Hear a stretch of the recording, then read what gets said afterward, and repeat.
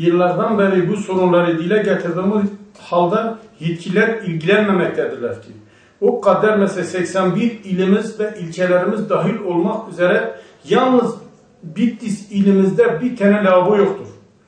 Dışarıda mesela bir yabancı geldiği zaman yani gerçekten mağduriyet içerisindedir. Yetkililer bu konuda hepsi de sorumludurlar. Neden bu kadar bugüne kadar kalmıştır? Yani maliyeti çok düşüktür.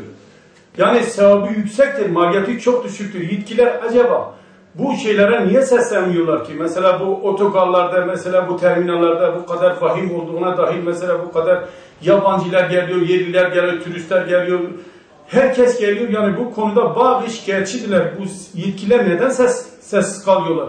Esnafımız, şeylerimiz komple bu konuda sorumluydular. Bir yabancı geliyor, bir esnaftan anahtar alıyor ihtiyacını temin etmesi için. Yani bu memleketin büyük yüz karasıdır, bu ayıp bir şeydir yani.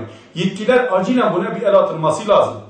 Yapamıyorlarsa kardeşim, madem bir lavabo bırakamıyorsun, bu yazıhanı kapat. Bu çok ilimize külge düşmektedir. Acilen mesela önemin alınmasına alınmadığı takdirde yetkililere külge düşmektedir.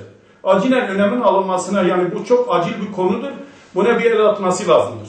Ne yapıyor? Bir esnafta bir anahtar alıyor ya gidip mesela kendi tezgahında mesela kendi lavabosuna ihtiyacını temin ediyor. Hayır yok. Hiçbir yok. Yani yoktur. Hani bu Müslüman kardeşlerimiz ve bayan kardeşlerimiz bu konuda yani gayet mağduriyet içerisindedir. Yani yetkililer buna bir el atmıyor. Yani maliyeti yoktur. Yok. Zaten bütün yazıhaneler su üstündedir yani. Buna bir kabin yapsalar yani bunun maliyeti mesela 200 kağıda değil, 500 kağıda değil yani.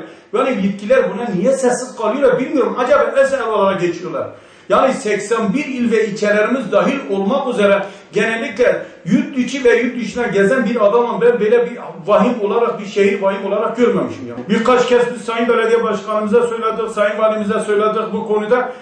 Diyor ki mesela terminala taşındığı zaman oluyor. Terminal taşınırsa yazıhaneler gene kalıyor. Yani yazıhaneler mesela yazıhanelere taşımıyorlar ki yolcular burada temin ediliyor yani. Ne demek olsun? Nasıl gerek? Hem yukarı çarşıda hem Botku durağında hem burada mesela müşterinin yanında tabii olması lazım yani. O şehirdir yani. Ne olursa olsun şehirdir yani.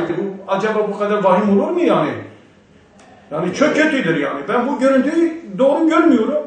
İlimiz içinde yani iyi bir şey değildir. Yani bunu yetkililer buna bir el atması lazım yani. Acaba niye söylemiyorlar? Es mi geçiyorlar yani unutuyorlar yoksa diyorlar yani gerekmiyor mu acaba?